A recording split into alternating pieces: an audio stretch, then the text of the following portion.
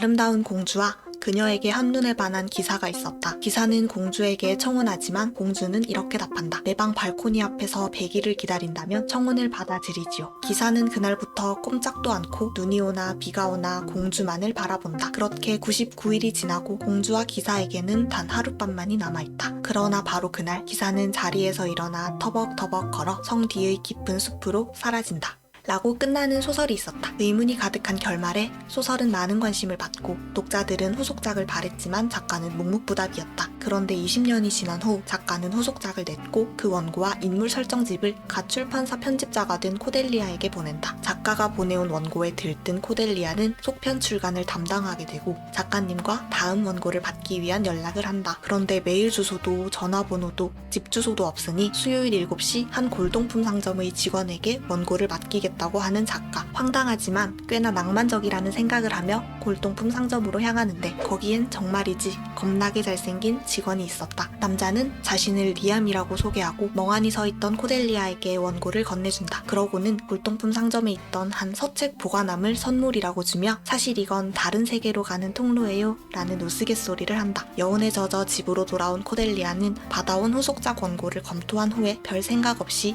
서책 보관함에 넣고 잠에 든다. 그 다음날 원고는 사라지고 횡한 서책 보관함에는 고풍스러운 필기체의 글씨가 쓰여진 빛바랜 편지가 한 장 들어있었다. 편지의 발신인은 자신이 그 소설 속 인물인 왕자 아치 엘버트라고 하며 어떻게 자신의 왕국 이야기를 알고 있느냐 묻는다. 안녕하세요. 로판 읽는 파파니입니다. 채널을 처음 만들고 어떤 소설을 제일 먼저 추천할까 고민을 했는데 많은 분들이 인생작으로 꼽고 저도 너무너무 사랑하는 유포리님의 답장을 주세요 왕자님을 가져왔습니다. 조아라에서 실시간 연재로 달리다가 단행본이 출간되고 구매를 했던 소설이에요. 총 3권으로 리디북스에서 판매 중입니다.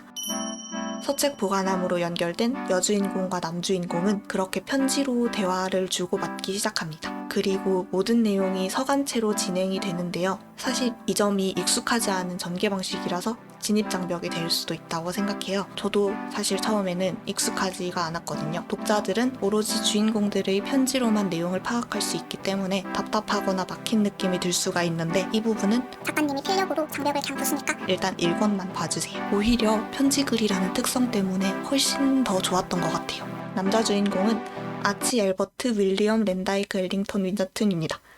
잘생기고 장난기 많고 똑똑하지만 야심 가득한 누나인 세실리아와 왕위 다툼을 하기 싫어 수도원 필경소에서 한양처럼 놀고 먹고 있습니다. 그러다 서책 보관함에 나타난 원고를 읽게 되고 누군가 자신의 왕국 이야기를 색으로 쓰고 있다는 것을 알게 되죠. 그렇게 미래를 알고 있는 코델리아와 편지를 주고받으면서 여러 도움을 받게 되고 마음도 주고받게 됩니다. 저는 아치 왕자님의 능글거림이랑 코델리아의 말빨이 만나서 이루어지는 티키타카가 이 소설의 포인트라고 생각하는데 그래서 아치 왕자님의 능글맞음을 알 수 있는 편지 내용을 일부 가져와 봤어요.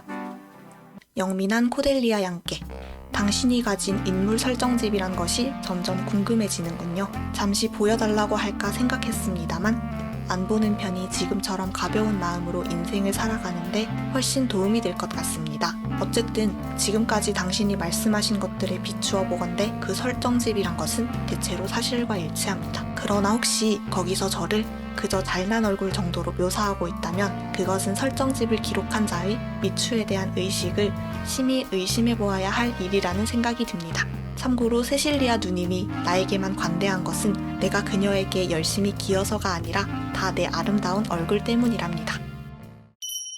또 주인공 둘은 결국 다른 세계에 살고 있기 때문에 만날 수가 없는 관계잖아요. 이 지점이 참 애틋하고 매력적으로 느껴지는데요.